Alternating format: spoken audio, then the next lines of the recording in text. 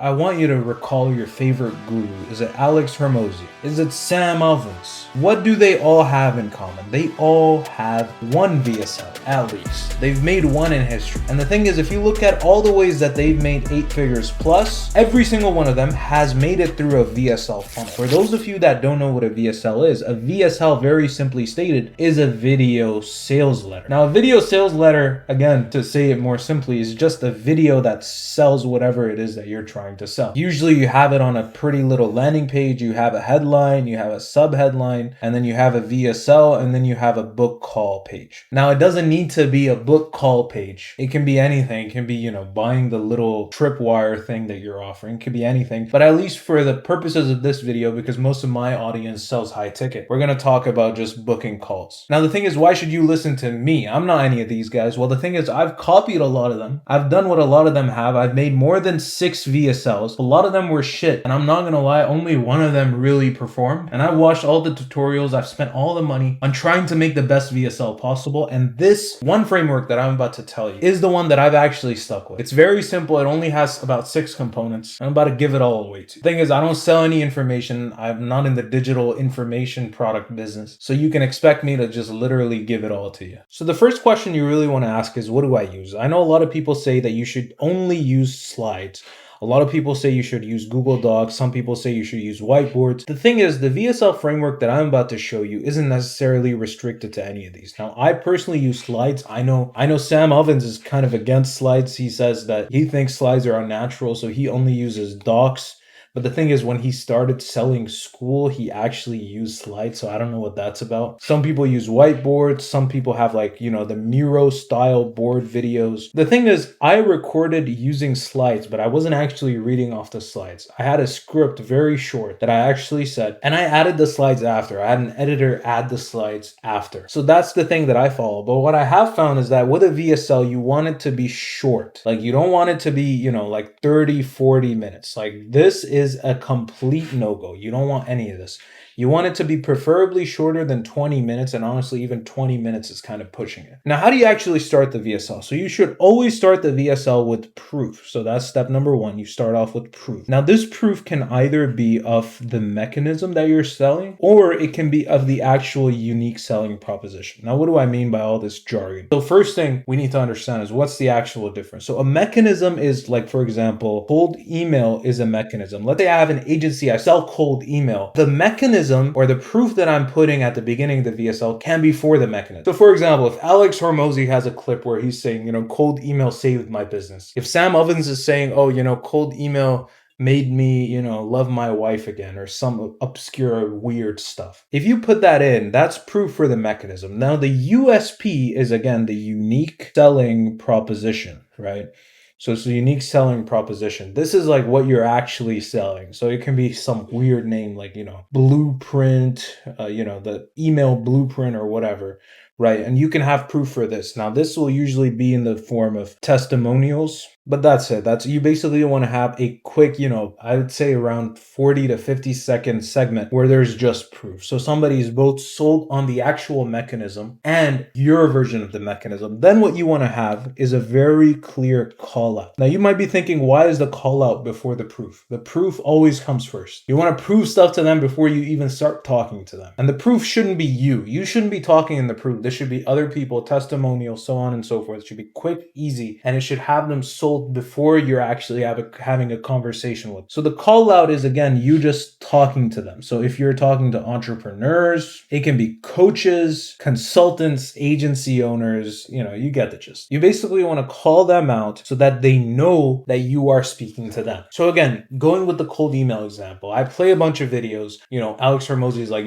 cold email saved my business. Sam Ovens is like, cold email, it saved, it cured my erectile dysfunction. And then you got your own people. He's like, like XYZ individual, 10x my business using cold email. I wasn't, a slave to Mark Zuckerberg anymore. And all these videos play. Then there's a call out. You're like, you're a coach, consultant, or an agency owner. Now, what happens after this? Coach, consultant, agency owner, that's the call out. Then what you want to do is you want to talk about pain. Now, this is actually part of the dream outcome. We're going to go a little Alex Hormozi here. We're going to use the variables of the value equation here. But you want want to talk about the dream outcome starting with pain, because what you're actually doing when you're selling anything is you're alleviating pain. So this needs to be specific and it needs to be relevant to them. Again, all these things are, pretty obvious. So it should be specific, relevant. And this is very important to get on point. If you don't get this on point, they'll realize that you're bullshitting. But you want to really tone into the fear. Now, what I actually did is I had all these mapped out. So I had the proof, the call out, the pain, and all the other stuff you're about to see. And I started writing 4 bullet points, like 4 short main bullet points. I had 8 and I condensed them down to 4. This is what you want to do. So you want to have the 4 main pain points and the dream outcome, depending on whatever it is. So if you don't know, anybody who buys anything is either motivated by pain or pleasure. It can also be a combination of both, but it's usually that spectrum, right? Now, so if we talk about this more deeply, let's say there's an individual here, right? So there's either they're moving away from pain or they're moving towards pleasure. You want to identify which one this is, and you want to incorporate both. You want to have both pain and both pleasure. So that's where the dream outcome parts comes in. So you want to talk about what they will get once the pain is alleviated, right? Their wife will love them. Their business will be thriving, so on and so forth. Once the dream outcome is actually stated, what you want to do is you want to talk about the perceived likelihood of achievement. So you want to increase the perceived likelihood of achievement. Now, I have a whole other video about this. Mind you, it's terrible quality. I mean, by my standards, this video isn't that good quality either. But the information in that video is amazing. I talk about the 12 ways to boost perceived likelihood of achievement. But this is basically how much they actually believe your thing is going to work. So here, what you want to talk about is how many people you've helped. Now, although the proof has already done this, you still want to revisit how many people you've helped, in what way you've helped them, so on and so forth. And so this will help. You also want to introduce your offer here. So this is actually very important. This is kind of like a soft toss with the offer. What you want to have is you want to have an offer that's strong and that reverses risk. So it takes risk off of their shoulders, puts it onto yours. Very simple ways of creating an offer like this is we'll work with you until you do type offers. So for example, if you're like, I'll get you 20 clients or I'll help you lose weight in 6 months. And if it doesn't work, I'll work with you for free until you do. You can also do like, or you don't pay. I'll get you 20 clients or, I'll give you your money back. You can also literally give people money. You can say, I'll get you this outcome. I'll alleviate this pain for you. And if I don't, I'll wire you this amount of money. So this offer is going to reverse the risk and it's going to increase their perceived likelihood of achievement. They're going to think, oh, this works. What you can also say in this section is that it's tailored for them. So you can say that this only works for XYZ. Now, when you say this, because they understand that this solution is particularly tailored for them, they have a higher believability that it'll actually work. So that's perceived likelihood of achievement. Next thing you want to add is actually the time delay. So you want to talk about how quickly you can get it to them. Now, in time delay, the most important thing that you need to add is the amount of time that you'll get this done. And now this can also be included in the offer.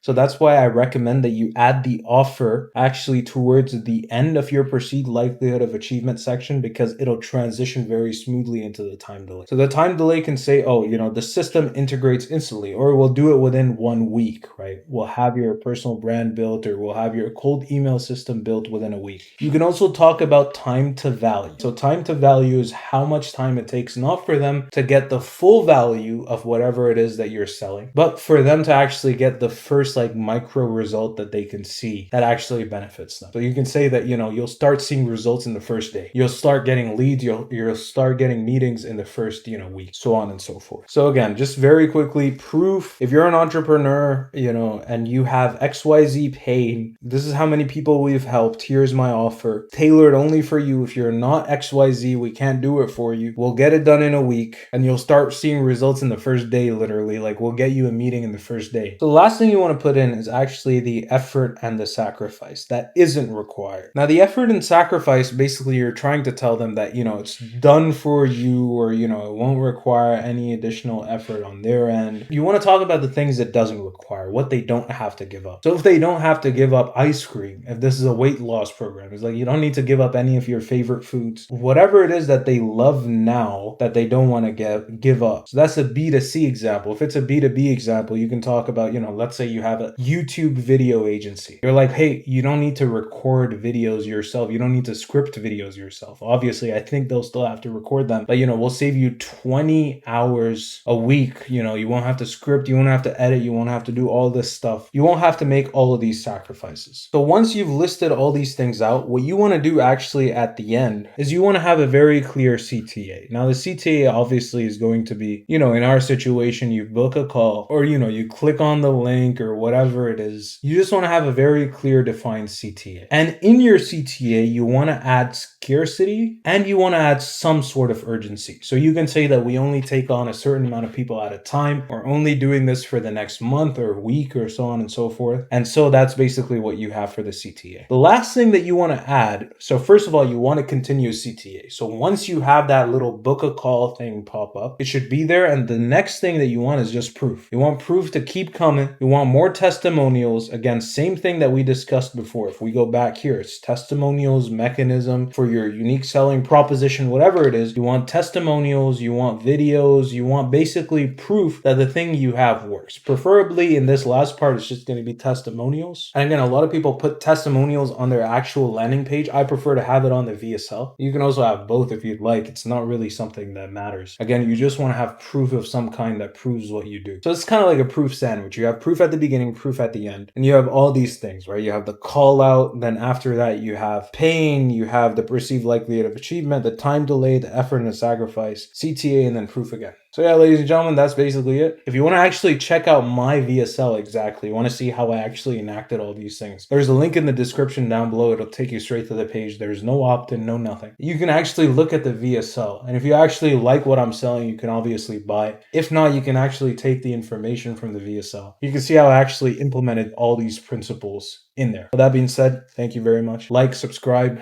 and have a good day.